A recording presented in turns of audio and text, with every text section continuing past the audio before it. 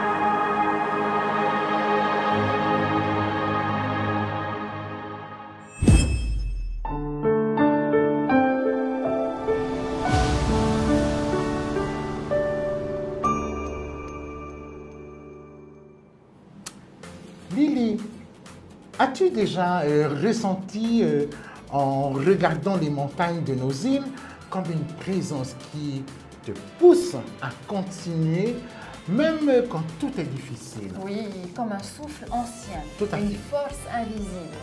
C'est comme si nos tupuna, nos ancêtres, marchaient avec nous.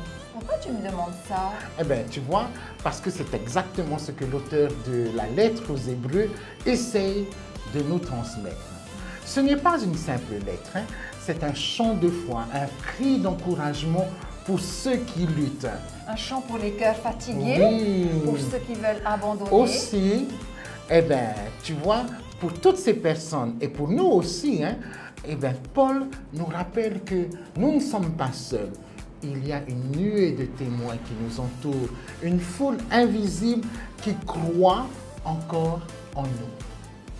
Bienvenue dans l'exploration de l'Écriture.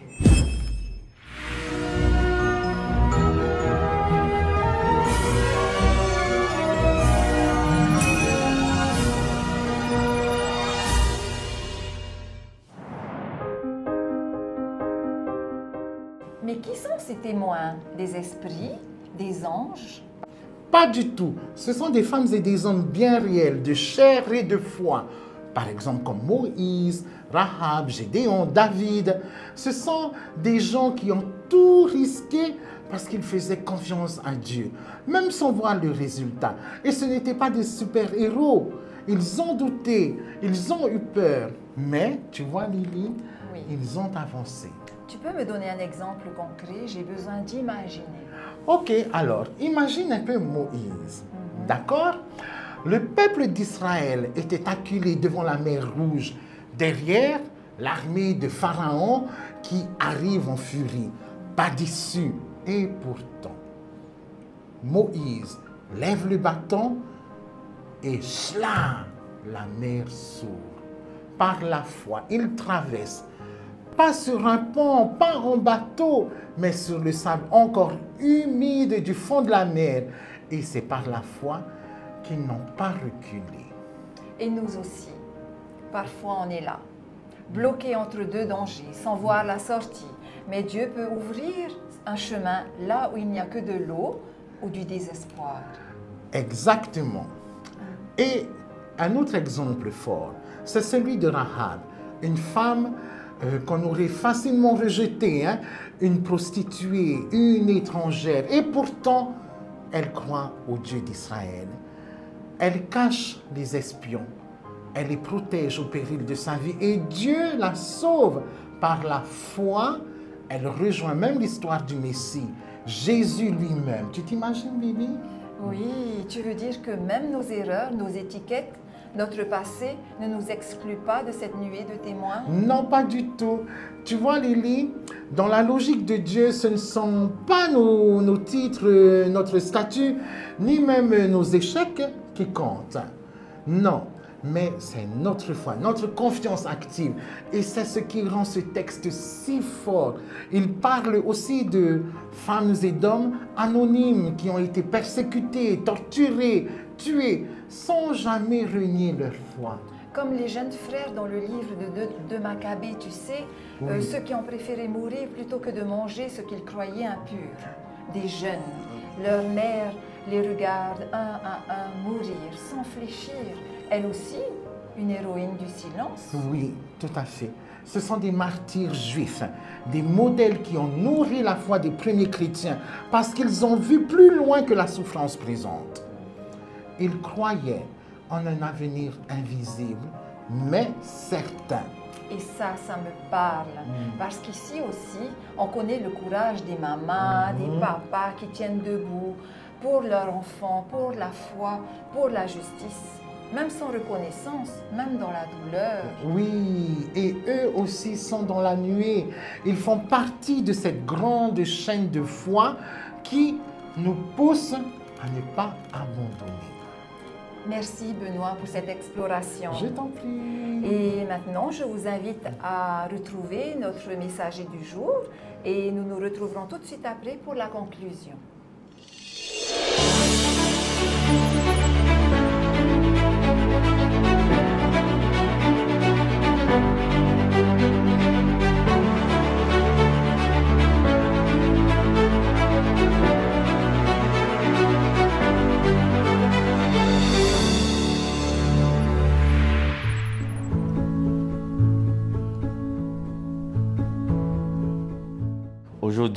La parole nous invite à lever les yeux, pas seulement vers les étoiles ou les nuages qui dansent au-dessus de nos lagons, mais autour de nous, tout autour, car nous ne marchons pas seuls. Une nuée de témoins nous entoure, des hommes et des femmes portés par la foi, qui ont traversé des océans d'épreuves, renversés par les murs de la peur, ouvert leur cœur à l'étranger, bravé les puissants, affronté la mort, sont toujours voir l'accomplissement des promesses. Et pourtant, ils ont persévéré. L'Épître aux Hébreux nous rappelle les pas courageux de nos ancêtres spirituels. Moïse devant les eaux rouges comme le feu du soir. Josué face aux murailles de Jéricho. Rahab, femme rejetée, devenue refuge de vie. Puis tous les autres, Barak, Samson, Jépheth, des visages parfois oubliés, mais des cœurs fermement attachés à Dieu. Ces personnes n'ont pas une foi de surface, mais une foi ancrée comme un forêt bien plantée dans le récif. Une foi vivante, résiliente, confiante en la fidélité de Dieu. Mais quand la mer se lève, eux, ils sont comme les pierres vivantes d'une cité sacrée que Dieu construit. Une ville de justice, de paix et d'espérance. L'auteur nous dit, courons avec persévérance l'épreuve qui nous est proposée, les yeux fixés sur Jésus. Frères, sœurs, notre foi est un mouvement, ce n'est pas un souvenir, ni un décor, c'est une course. Et pour courir librement, il faut se délester de ce qui pèse, des habitudes qui freinent notre élan. Mais surtout, il faut un cap. Et notre cap, c'est Jésus. Lui qui a tracé la voie, lui qui a vécu la foi jusqu'au bout, jusqu'à la croix pour une joie plus grande. Cette nuée de témoins ne sont pas que des héros de l'Ancien Testament. Et toi, qui t'a montré le chemin de la foi, peut-être une grand-mère qui chantait des hymnes au bord de la mer, un pasteur patient, une monitrice d'école de dimanche, un ami qui a prié pour toi quand tu touchais le fond. Ces visages, ces voix sont aussi dans la nuit. Et aujourd'hui, toi et moi, nous y entrons à notre tour, par nos choix, par notre espérance, par notre amour. Nous devenons témoins vivants pour ceux qui nous regardent. Je vous donne deux exemples. Premier exemple, une maman du quartier populaire à Tipperary, une mère de famille élève seule ses enfants. Elle n'a pas grand-chose, mais chaque dimanche matin, elle prépare ses enfants avec soin et les emmène au culte. Elle prie pour ses voisins, elle console ceux qui pleurent, elle partage un repas quand quelqu'un est dans le besoin. Elle ne parle pas fort, mais elle ne prêche pas. Mais sa foi se voit. Elle fait partie de la nuée. Exemple 2. Un jeune rameur de Moria. À Papetoy, un jeune rameur de VA s'entraîne tous les matins avant le lever du soleil. Il a décidé de ne pas suivre le chemin facile. Il refuse la drogue. Il parle de Jésus à ses copains d'équipe. Il est fidèle. Il prie avant chaque course. Dans un monde où tout pousse abandonné, il tient ferme, les yeux fixés sur le Christ. Il fait partie de la nuit. Même au milieu des tempêtes, notre foi ne fuit pas le monde, elle le transforme, un cœur à la fois. Les textes d'Isaïe et de Luc nous réveillent Dieu attend des fruits, pas une foi en vitrine, mais une foi qui agit, qui aime et qui s'engage. Et Jésus déclare, « Je suis venu allumer un feu sur la terre. » Ce feu, ce n'est pas celui qui détruit, mais celui du Saint-Esprit. Le feu qui éclaire, qui purifie, qui rallume la flamme éteinte. C'est le feu qui bouscule notre confort, pour faire jaillir en nous un zèle nouveau, une passion brûlante pour le royaume. Aujourd'hui, la nuée de témoins nous regarde, comme des rameurs silencieux qui nous accompagnent au creux de la vague. Ils nous soufflent, tiens bien, va jusqu'au bout, tu n'es pas seul.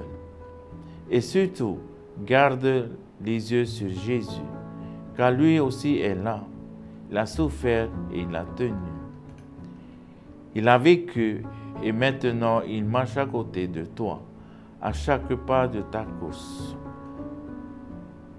Alors, par la foi, que ferons-nous?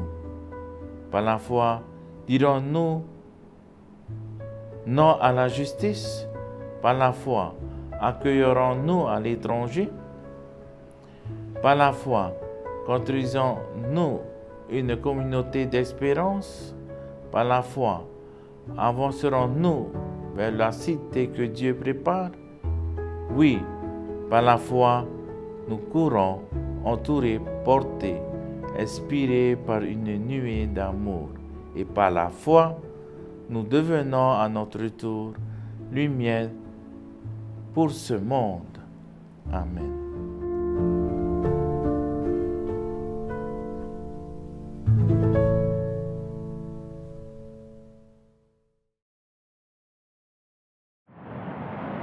Tu sais, Benoît, en t'écoutant, je me rends compte qu'on n'est pas juste des petits croyants isolés sur nos îles.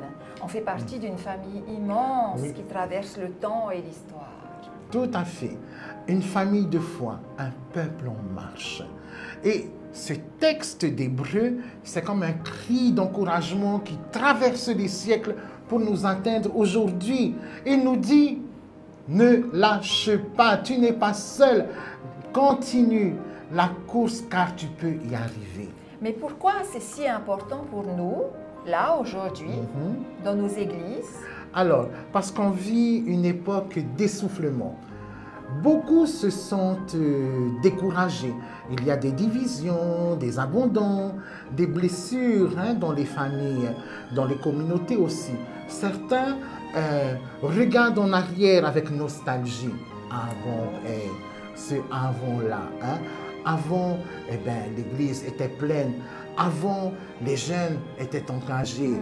Avant.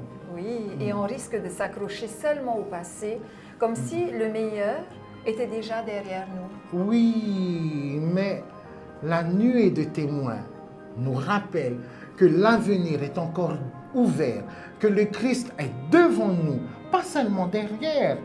Ce texte, tu vois, Lily, nous invite à lever les yeux vers Jésus, l'auteur de notre foi, pas vers nos statistiques ou nos déceptions.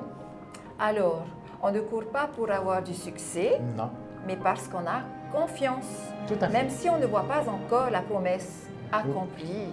Et oui, et c'est ça qui est révolutionnaire. Vivre aujourd'hui avec une foi tournée vers l'avenir, marcher avec espérance, former les enfants, servir les plus petits, rester fidèles dans les petits gestes, parce que Dieu continue d'écrire l'histoire à travers nous. Et cette nuée de témoins, c'est pas juste un souvenir, c'est une force vivante, un souffle. On sent leur présence quand on chante, quand on prie, quand on relève quelqu'un. Et si chaque église ici à Tahiti, à Moria, à Rurutu ou dans les quartiers de Papeete décidait aujourd'hui de courir avec foi, de poser un acte de fidélité, de pardonner, de semer, de croire, alors vous savez quoi? On deviendrait à notre tour des témoins pour les générations d'après. Alors on rame, hein? Exactement. Pas pour gagner la course tout seul, mais parce que Jésus nous attend à l'arrivée et que toute la nuée chante déjà pour nous. Oui, et elle chante aussi pour toi qui nous écoutes. Alors lève-toi, frère, sœur, tu fais partie de la course et la victoire, elle est déjà en route. Amen.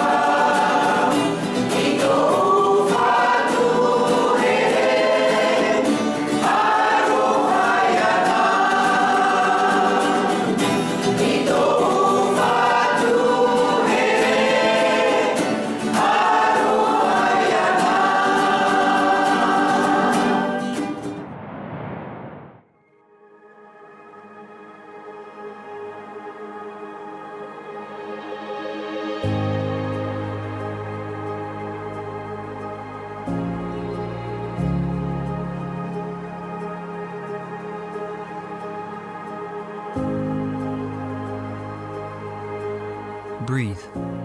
Respirer. Respirar.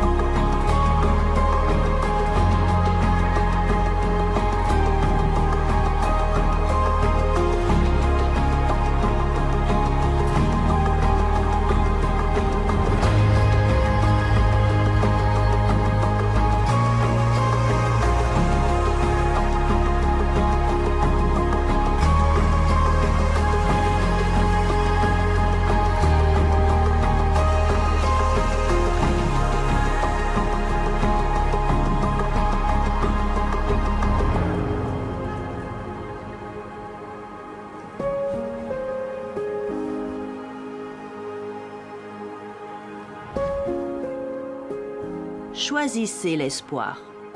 Choose hope. Elige la esperanza.